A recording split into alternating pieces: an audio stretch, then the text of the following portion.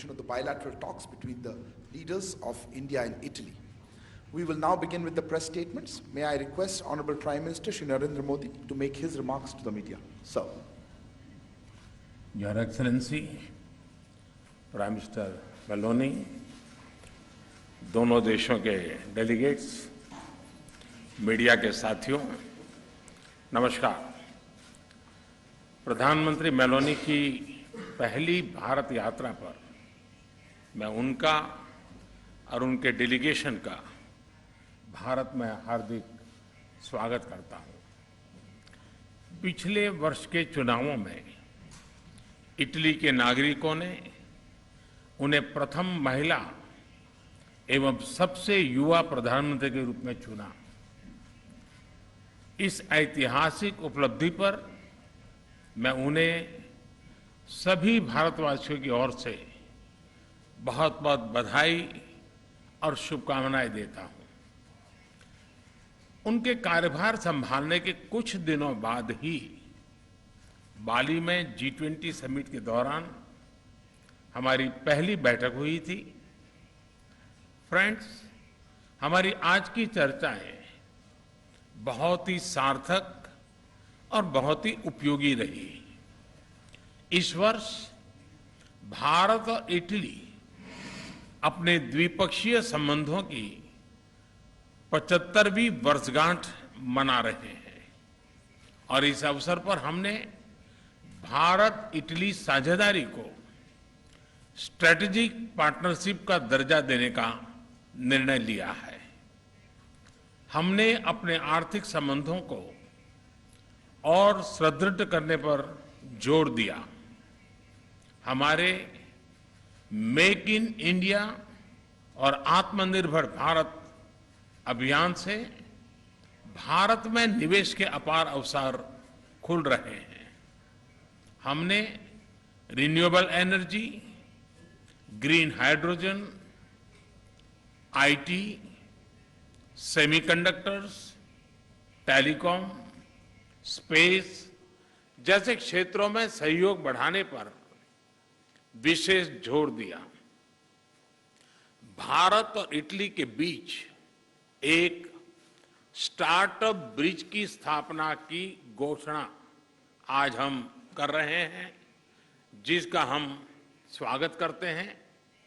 Friends, एक और क्षेत्र है जो दोनों देश एक नया अध्याय शुरू कर रहे हैं और वो है रक्षा सहयोग का। भारत में डिफेंस मैन्युफैक्चरिंग सेक्टर में को प्रोडक्शन एंड को डेवलपमेंट के अवसर बन रहे हैं, जो दोनों देशों के लिए लाभदायक हो सकते हैं।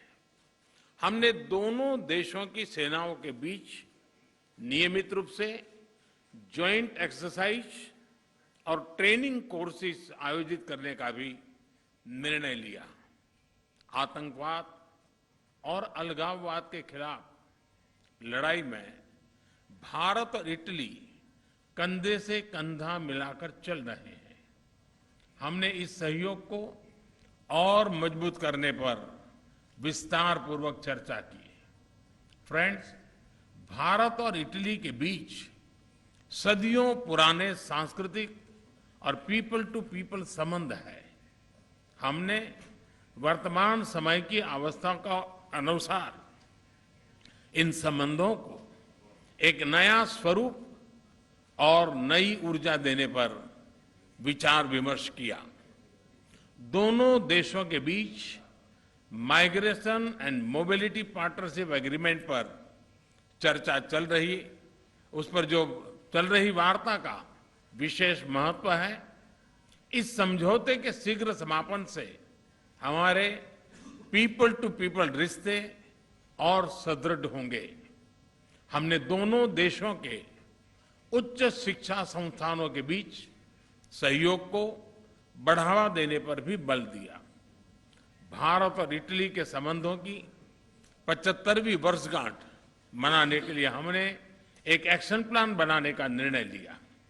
इससे हम दोनों देशों की विविधता, इतिहास, science and technology, innovation, sports और अन्य क्षेत्रों में उपलब्धियों को वैश्विक पटल पर शोकेस कर सकेंगे। फ्रेंड्स, कोविड महामारी और यूक्रेन संघर्ष से उत्पन्न फूड, फ्यूल और फर्टिलाइजर के क्राइसिस से सभी देश प्रभावित हुए हैं। विकासशील देशों पर इनका विशेष रूप से नकारात्मक प्रभाव पड़ा है। हमने इस बारे में अपनी साझा चिंता व्यक्त की। इन समस्याओं के समाधान के लिए हमने संयुक्त प्रयासों पर बल दिया। भारत की G20 अध्यक्षता में भी हम इस विषय को प्राथमिकता दे रहे हैं। यूक्रेन संघर्ष के शुरुआत से ही भारत ने यह स्पष्ट किया है कि इस विवाद को केवल डायलॉग और डिप्लोमेसी के जरिए ही सुलझाया जा सकता है और भारत किसी भी शांति प्रक्रिया में योगदान देने के लिए पूर्ण रूप से तैयार है। हम इंडो पैसिफिक में इटली की सक्रिय भागीदारी का भी स्वागत करते हैं।